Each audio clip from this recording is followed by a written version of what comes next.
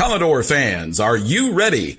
It's time for another episode of the Vandy 24/7 podcast on the 440 Sports Network. Keep it locked right here for the best Vanderbilt coverage. Whether it's Clark Lee on the gridiron, Mark Byington and Shea Ralph on the hardwood, or Tim Corbin on the diamond, the Vandy 24/7 crew has you covered. If you haven't subscribed yet, please do. Also, like this video and subscribe to the YouTube channel. That's free and easy to do. Follow the crew on Twitter, Apple Podcast, and Spotify for podcast episodes. Lastly, if you're interested in sponsoring the show, email Chris Lee at chrislee70@gmail.com. And now, pull up a chair. It's time for another episode of the Vandy 24/7 podcast. Welcome back to the Vandy 24/7 podcast alongside Brandon Bigsby and Joey Dwyer. I'm Billy Derrick. We are reporting live from Memorial Gym after Vandy's 77-72 win over Ole Miss. And Joey, I'm going to mute your – oh, it's actually Brandon's mic, I think. Nope. I think it's Joey's. There we go. I'm going to mute yours for a second. Anyway, Vandy gets a big win over Ole Miss, 77-72. We're here to break it all down. We're going to get to some of the post-game comments, some of the keys to the victory, some of the player or players of the game. I think we all have the same one today. But before we do all that, I want to get to the Wash House. They present our basketball coverage. Are you dreading laundry day? Is it seeming time to do the things that you truly enjoy? Let the laundry professionals at the Wash House take care of that for you. They've got 2 locations in Nashville. Just drop off your dirty laundry, and their professional attendants can give you back the one thing you can never have enough of, your time. Within 24 hours, you can pick up your nicely folded, fresh, and clean laundry, ready to be put away. Log on to washhouseclean.com or stop in today and get your time back. Joey, they needed it, and they got it. Part 2. We go back to the Texas game. That was desperation mode. That was a must-win game for this team. They got that one. You lose 5 of 6. And of course, the one win was that Texas win. And players after the game talked about that being one of the toughest stretches any team has gone through in the country. I think a lot of us would agree with that, looking back at that stretch. And they get another one today over a ranked opponent, their 3rd ranked win of the season. Of course, it was at home, and that's not a surprise that happened at home. I think, obviously, if this was in Oxford, that'd be a big surprise. But, Joey, Chris Manon is a story. I told Brandon up in the crow's nest, I look at him at one point and just go, he's a story. Without him, they don't win today. His toughness, he had, 3 assists. He had 6 rebounds. He had a few steals. Maybe 3 blocks, actually. I mean, his stat sheet was crazy. So you go through and you look at him, 16 points, season high, only his 3rd time in double digits. Edwards had a quiet 15. He was only 2 of 8 from 3-point range. And then Nickel had 13, McLaughlin with 10. Joey, if you would have told me Manon gives you 16, but Hogard only gives you 2, and, you only get 7 from Carey, I'd say, yeah, maybe. But, you got enough from Nickel, you got enough from some other guys, and Vandy got a must-win scenario. They did whatever it took. Yeah, that was certainly as close to a must-win as they've had this year, right? That was a game that their bubble hopes were really hinging on. You look at it and you say, well, they got 5 games left. They probably got to get 2, and they're playing Missouri at home. Missouri's playing as well as about just about anybody. They're going on the road to play Georgia. They haven't really won on the road much yet. You're just trying to figure out where the wins come from if they don't get it today, and now you're not having to look that way. You probably only need 1 or 2 more at this point, and, man, today was encouraging for that team. They had lost 3 in a row. You're kind of wondering how do they respond to everything that they've seen recently, but, man, today they come out and they get up 16-6 to start the game. A.J. Hogard doesn't have his best day, and they still find a way to win. I thought today was a real testament to their resiliency, and I think that's often overused. But to be frank, this team hadn't lost like that recently. They hadn't lost 3 in a row under Mark Byington. This team had gotten used to winning, and it's huge that they were able to get it today, not only for that reason, but also because now they've got 3 quad 1 wins. Now they're going to go up in the net, and they desperately needed something on their NCAA tournament resume. They still had a chance if they lost today. I don't think this was a game where it's like, man, the season's over if you lose it. But also, the road looked a lot more bleak if they didn't get it today. They got it today. And Chris Manon, like you said, a huge story. He's a guy who came in, and we talked about him before as a guy who's kind of a Swiss Army knife, a guy who has played his role really well. He accepted his role coming from Cornell and being the guy. But tonight, he looked like his Cornell self, right? It looked like a guy who was looking to score. He was a little bit assertive, even if he let the game come to him. You could tell there was a sense of confidence there. And it was a classic Chris Manon game in that he wasn't just scoring, Brandon. He's blocking shots. He was getting big steals, forcing big turnovers. Sean Padula turned it over 5 times tonight. And when does that ever happen in Sean Padula's college career? Not very much. Ole Miss was the number 1 team in the nation in offensive turnover percentage coming into today and turned it over 11 times. A lot of those were crucial turnovers at crucial times. Chris Magnon's a lot to do with that. And Brandon, I thought their defense disrupted Ole Miss just enough to be able to win this game. Yeah, Joey, I completely agree with you. And, you talk about Chris Manon, obviously there's a lot of players that you think of when you think of big-time players stepping up in big-time games. Jason Edwards, Devin McLaughlin, Jalen Carey. That's kind of a lot of the names I think that would instantly come to mind, not just for a lot of Vanderbilt fans, but I think just from a national perspective. But you heard Chris Beard, Ole Miss's head coach, say it after the game that he feels like Chris Manon is one of the best players in the SEC that no one really talks about. And, I know he's not somebody that blows up the stat sheet every night. He averages a little over 5 points per game, but it feels like Chris Manon is one of those guys to where whenever Vanderbilt needs that jolt and they need that spark, it feels like he's the one that typically can do something to provide it, even if it's not a long, consistent stretch. He makes that one big block. Like, you go look back and look at the defensive possessions he had against Tennessee, 1-point win, but Chris Magnon's defense is a massive reason they were able to hold on and win that game. He had some stretches against Kentucky the week after that. It just feels like he has been one of those players that, even though it might not be, like Jason Edwards, where he's giving him 15-plus points a night, he consistently does something positive to step up. And in a game like this where, again, maybe not a must-win in terms of if Vanderbilt loses, they're going to the NIT, kind of felt like a game that this was going to be one of their best opportunities remaining to really nab one of those high marquee quad 1 wins. And really, I think the star of this game is what won Vanderbilt that stretch. And in 7 minutes, Chris Manon had 5 points, 4 rebounds, a block, and a steal. I mean, he was a big reason that Vanderbilt got up to that massive lead. And then he had that big stretch where he went on a 5-0 run. This game was tied 64-64. He goes down, hits a big 3. He was 18% from 3 before he hit that shot. And then right on the other end, Tyler Tanner gets a steal, and it leads to a Chris Manon dunk on the other end, and that forces Ole Miss to call a timeout. Ole Miss never really recovered from that. So I think we saw Vanderbilt show a lot of resiliency and kind of fight against that adversity when their backs were against the wall. And Chris Manon, like you said, was really the one, I think, leading that. But Vanderbilt being able to fight that adversity, especially after seeing a very similar story with those late first half, early second half struggles that we've seen really killed this team over the month of February, be able to fight past that, battle through it, and not let it snowball and have it turn into a positive result is really a massive thing, not just for this game, but to just kind of get past that and get that out of their system and say, hey, we know that we can counteract that, and that's not who we are necessarily. Daniel makes a great point. If Manon played for any other team, I would hate him. And that's obviously coming from a Vandy fan. I can't remember the last time Vandy had a player quite like Manon where, and I can understand. Like, I'm sure there's opponents, fans that just can't stand him.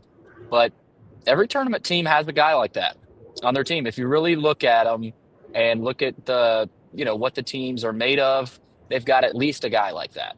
Some teams have multiple, right, like that. But, when he's scoring, guys, his team is so different. You typically get defense from him. You typically get some shot blocking and some rebounds and all the dirty work. But when he's scoring, that's a little cherry on top for this team, as long as you have players like Nickel and other guys stepping up as well. So that's a great point that he's a guy that opponents' fans probably hate. Nate also says, feel like Vandy has to get up 15 to 20 points in the first half to win these tough games. That's another good point. The thing about it is these are really good teams. Ole Miss, they're not going to be ranked anymore after this loss, but I don't know what they are in KenPom anymore, but they were top 30 and maybe even top 20 before this game. I think it was top 25. But that's a really good team. And so I think you do have – and Byington's talked about this after a lot of games. These teams are really good. And I know that can be oversaid maybe a couple times, but Ole Miss hit some guarded shots. They hit some really, really big shots. Dio was big today, but Vanderbilt did just enough. And I'm glad you mentioned Manon's stretch there, Brandon, that 5-point stretch. It was tied at 64, and Vanderbilt needed some energy. It felt like they were lagging a little bit.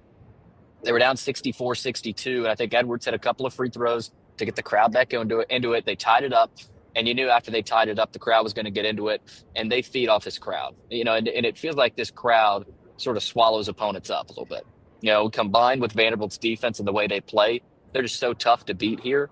And Manon's three, he's 18% from three for the season and just hits an absolute dagger to light up Memorial. And then the dunk on the give and go was beautiful.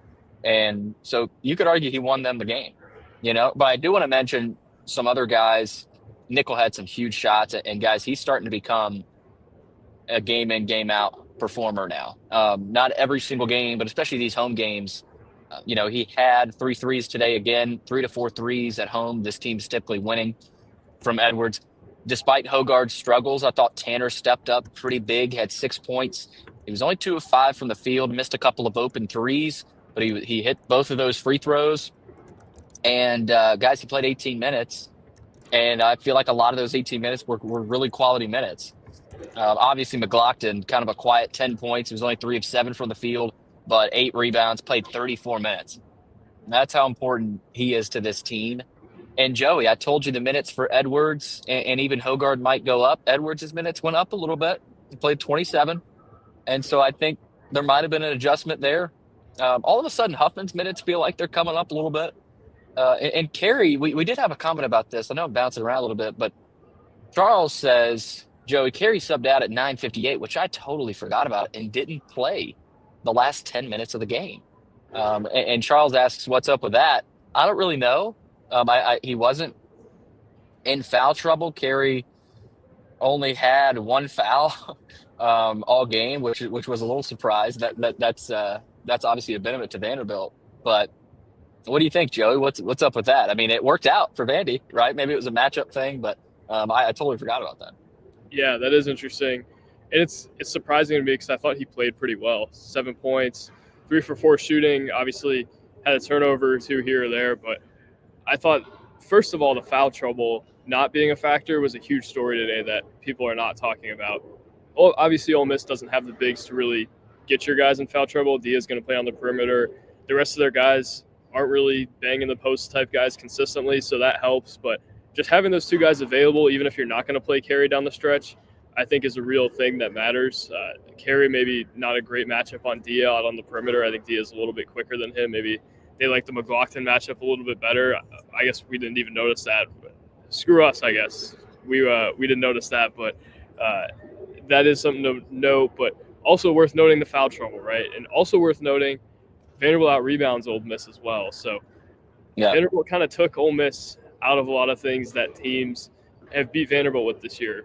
Rebounding, lack of turnovers. Vanderbilt was able to turn over Ole Miss a few times and score off of it. And I thought Tyler Tanner is a story as well tonight. 6 points, 3 for 4 from the field, and that dunk he had was huge. It felt like a lot of guys were needed to step up tonight with the way Hogarth played and the inefficiency that Edwards has, which I think is pretty uncharacteristic of him at this point. Even with Nickel struggling at times, even though it was a good performance, you needed Manon to step up and do all the things that he did, especially throughout that stretch. You needed Tyler Tanner to punch it one time. You needed MJ Collins to come down and make a few shots. I thought that was really important for them today. And guys, I think that game really helps them in terms of their resume. Brandon, we've talked all year about 8 being the magic number. It feels like the number may have even gone down to 7 with kind of the way the bubble shaped out. They were on a 3-game losing streak, and you still weren't even really thinking that Lenardi was going to have them out as a result of it. Now they've got 6 wins. They probably only need 1 or 2 more regular season wins, and you felt like it was going to be a lot more discouraging saying that if they hadn't won this game. Like Billy mentioned earlier, I think it, in a lot of ways, was a must-win game. They could have got in without it, but doing it today and the way they did it against a team like that, I think really helps them. And we had talked about how 2 quad 1 wins wasn't going to be enough. Now they've got 3. And Brandon, before I hand it to you, obviously this is a little bit off topic. How about Malik Dia? I thought he played the villain role really well today. Had 22 points, was efficient. When he hit a three in the first half, he goes and yells some explicitives at the student section, which, if you know Malik Dia, is pretty surprising. And Malik Dia is a kind of quiet, to himself guy, but kind of like Jalen Carey, not quite like that off the floor or on the floor. So that was interesting to see. But man, he embraced the villain role. It's probably one of his best college games, and it didn't matter. So that was a big story as well, coming into the day, and it happened. Malik Dia was Malik Dia. Vanderbilt's able to weather the storm, particularly in the second half when Ole Miss makes those runs, and they find a way to win, Brandon. Yeah, and, Joe, I want to make a couple of points that you made, too. Talking about the bubble, this was a big win for Vanderbilt because I think the number one thing that any team just hopes and prays for when they're in this bubble conversation is comfort. I think that Vanderbilt just feels a lot more comfortable now than what they would have if this result had gone the other end. I mean, again, obviously, this wasn't just their last chance of being able to get a big win. You still have Missouri at home. You still have Arkansas. There's still some opportunities for Vanderbilt to get some wins, and they've been playing solid basketball, even despite some of the struggles that they've had in the second half. It's been up and down, but it's not like Vanderbilt has been playing poorly. It's been stretches, more or less, that have kind of been the difference in a lot of these games. But I'm looking at Lenardi's bracketology right now. Coming into the day, Vanderbilt was last four in, and the teams that they were in with were Wake Forest, VCU, who just got a huge win against George Mason today, and Arkansas, who has been playing probably as good as they have all season. Behind them is Oklahoma, who Vanderbilt lost to, SMU, Georgia, who is still on the schedule for Vanderbilt, and North Carolina. So now you're feeling a little bit more comfortable when you consider some of those teams that are behind you, the way the bubble is looking. You have 7 conference wins. You have 18 total wins in total. Sorry, I almost dropped my computer there. I think for Vanderbilt, you just feel a lot more comfortable from where you were just a day ago to be able to get another win, and not just another win, but a win against a team that's 23rd in the net. It's another big quad one win to add to their resume, and you still have some more chances to add on to that. This isn't going to be Vanderbilt's last win of the season, if I had to guess, but regardless, I think you feel pretty good about where they stand, just considering where the resume is, what teams they've beaten, and then again, just some of the teams that are surrounding them right now, both behind them and ahead of them right now in the bubble. So this was a massive, massive win for that reason. But like you mentioned, Joey, shout out to Malik Dia, 22 points, and kind of played that villain role, as you mentioned. I think probably the funnest battle on the court was between him and the crowd. The crowd would chant things at him. They were chanting, explicitive things at him. And there was one time at the free throw line where he was shooting and the student section was chanting, "Thank you, Belmont," because they took him from Vanderbilt. So that was a fun back and forth. It's always cool to see, players going up against their old team. I thought that was, like you said, one of his better performances as a college player. But even despite all of that, Vanderbilt collectively was able to step up and overcome a lot of adversity and a lot of momentum that had went against them. And I think that shows just some of the growth. I mean, Tyler Nickel kind of said it, that their backs were against the wall and they knew they had to respond to that. They did so, and they responded well. And I think that they have to feel relatively good. Not a lock yet for the tournament, but I think that you feel pretty good about where Vanderbilt stands considering where everything is today. Willie mentions how Huffman was great today. I don't know if I would say great, but he was good, and he was pretty good in his minutes. And let's face it, we have not, too often in games been able to say that. I thought he was big in certain points of today's game. He only played 14 minutes, only 1 point, but a couple of rebounds, couple of assists, didn't turn the ball over. He forced some turnovers, though, and that's not really, other than steals, of course. I know he had a couple of steals, but he was just active, and I thought he was good with the ball when he was there, and you needed that with Hogard struggling today. You really did. And Tanner, when you have Tanner playing the way he did today, not perfect, but good enough, and you have Huffman doing what he can, again, not perfect, but good enough, and then Manon playing that way, this is a different looking team. But when they struggle, that guard position is so important. When they struggle, it makes it really tough. And then Nate mentions Ole Miss also does a good job of turning teams over on defense, which showed late in that first half. They really pressured Vanderbilt. Hogard had a bad turnover that I thought was good. I mean, they lose the game, you look at that. That's one of the big plays down the stretch that you look at and go, man, that started the snowball. But they didn't let it snowball. They didn't let everything fall apart today. And I think that's a credit to the coaching staff. I think it's a credit to the mentality of the players on the team. They do what they need to do at the right times in these home games, right? We know there's struggles on the road, Joey, but Nate had another comment to kick us off. This team plays well when their backs are against the wall. Backs were against the wall against Texas. They get it done at home. Backs were against the wall here today, and they get it done. Backs will probably be against the wall next Saturday night, whiteout against Missouri. Maybe not to the degree. If you would have lost today, they would have really been against the wall. But the last three games of the season, their backs will be against the wall. They got a couple home games and a road game. We'll see. But I thought credit the staff today, Joey. I thought it's a good sign that they've got these guys mentally ready and he said the last couple of days of practice, Byington said we're really good. So they had a couple of really good days of practice. And so I think they've sort of handled that really well, despite a tough stretch. Yeah, I think it was interesting. Mark Byington was talking about how they're not going to get down and how the spirits around the locker room are actually pretty good. And they'll all say that, right? Nobody's going to be like, oh, wow, we were really down about those 3 losses. But I thought it was interesting. He talked about how the mentality has been don't get down, be positive, things along those lines. And it looked like that was the case today. And it looked like this team really responded to being in a situation like it was in today. And throughout the year, we've declared 3 games must-win games. It was Texas, South Carolina, and Ole Miss. And Vanderbilt's 3-0 in those games. That matters, Brandon. And looking at today, you just really like what you learned about the infrastructure of this program and what the team is made of. Because in a game like this, coming off of 3 straight losses, when this team hasn't really lost like that yet, it hasn't lost multiple games in a row, you find a way to win with your back against the wall. And I think that says something. Good teams do that, and teams that win with their back against the wall win games in March.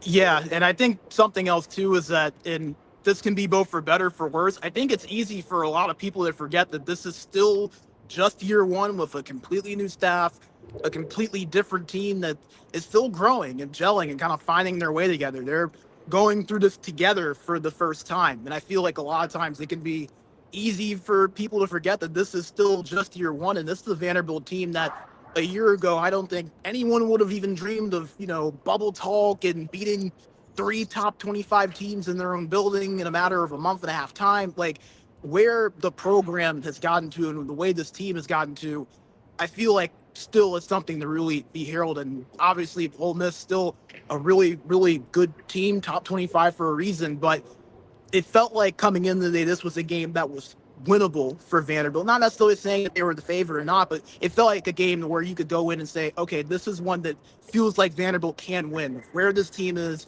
the way they're playing, we know how good they are at home. And Mark Byington, after the game during the press conference, kind of said it, that the ability for them to get through that rough stretch where they were up by 19 and Ole Miss was all of a sudden up by 1, them being at home was a massive reason that he felt like they were able to respond so well to that. The Tennessee game on the road, Kentucky on the road, Oklahoma, Florida, all of those games being road games to where not only are you fighting the momentum and the run of the game, but you're also fighting a hostile crowd. That hasn't been the case. And you mentioned that, Joey, it feels like teams can kind of get swallowed up by this Vanderbilt crowd a little bit, and it's enhanced even more and more and more. The more this team continues to win, the more the fan base kind of seems to galvanize around them. So I think that home court advantage is a very, very real thing for this Vanderbilt team. Now, how they're going to react to things when it's an SEC tournament that's a neutral court, that'll be something different. But obviously, you take it one step at a time. And I think that Vanderbilt playing in this gym gives them that advantage. And I do think that them being at home had a massive reason to do with why they were able to respond to that adversity the way they did, not just with a win today, but just with the different ebbs and flows with the way this game went as well. Vandy gets it done when they absolutely had to, 77-72 over Ole Miss. As you said earlier, Brandon, Vanderbilt, last Lenardi update is last 4 in. They're right there alongside Arkansas. They've got a big one tonight against Missouri. Oklahoma is in the first 4 out. They got a big win today at home against Mississippi State. Texas in the last 4 byes, they're in a good spot. They're probably the top of the heap of the bubble right now. So they are sitting pretty right now. But if you take a look at Ken Palm, Vanderbilt jumped up to number 42 in Ken Palm, which is usually a good sign of where they'll be in the net. And first time this has changed, guys. Their projected record now 20-11 and 8-10. So Ken Palm, a little bit higher on Vandy now down the stretch of this season after a win today. Of course, they will travel to Texas A&M on Wednesday for that one. Going to be tough. But again, Vanderbilt's not in desperate need of getting that win either. So that'll do it for us, guys. Any other parting thoughts after a big, big win for Vandy heading into another big week? Every game's big now. Yeah, I thought that was a big one for Vandy. And like you said, Mark Byington said this too, every game is big now. And we're not going to talk about every game as a must-win like we did today, but everything's going to matter. Everything is amplified this time of year. And, man, it feels good to be watching basketball that matters again. And you feel pretty good about Vanderbilt's NCAA tournament chances coming out of today. Obviously, work left to be done, as there always is this time of year. But feels like Vanderbilt's in a spot where it can really get going here, Brandon, and it can actually be in the NCAA tournament. It's not a far-off pipe dream. It needs 1 or 2 more, and it's got a chance. Yeah, Vanderbilt's playing meaningful basketball again. And in the past decade, it feels like that's been something that's been kind of few and far between. I mean, even a couple of years ago when it felt like maybe Vanderbilt could squeak their way into the tournament, it felt like more of a pipe dream than a reality. And they made it a pretty possible pipe dream to their credit. But it feels like this is the first time in a long time where Vanderbilt's playing meaningful basketball, game in, game out. There's something to watch every single game in terms of implications for SEC seeding or NCAA tournament seeding. And give this team credit. They've put themselves in that position. They're continuing to better that position for themselves. And again, Joey, they've put themselves now in a spot to where you're not going into A&M and you're saying, man, Vanderbilt really needs to win that game, and that's going to be a tough game against a top 10 team on the road in College Station. Now, if you drop that game, you're not really feeling as trepidatious about things as if you would have if Vanderbilt loses to Ole Miss by 5 or 10 on their home floor a few nights before. So massive, massive victory, not just to getting off the skid, but also just in how that could impact this next few games, as they still do have a really tough stretch coming up. They've gotten the bulk of it out of the way with, Tennessee and Kentucky and those teams out, but still some really tough ranked opponents. And then again, 2 teams that are right in the bubble as well, with Georgia and Arkansas coming up as well. So massive win for Vanderbilt that they really needed. And I think you can kind of get the sense from everybody that it might have not been said as a must win, or a must win, but I think the feeling within was that Vanderbilt needed to win that. I think Mark Byington and the team kind of probably felt that a little bit within as well. They got the job done against a really tough team. Gotta give them a ton of credit for that. A&M on Wednesday, and then they come back here to Memorial for a Saturday whiteout, which will be massive, and then stay at home that next Tuesday night against Arkansas. Really good team. So is Missouri, of course. So is A&M. Georgia's good as well. So can you get 2 more? Can you get 2 more wins is the scenario for Vanderbilt. And if you get one, you probably need another big one.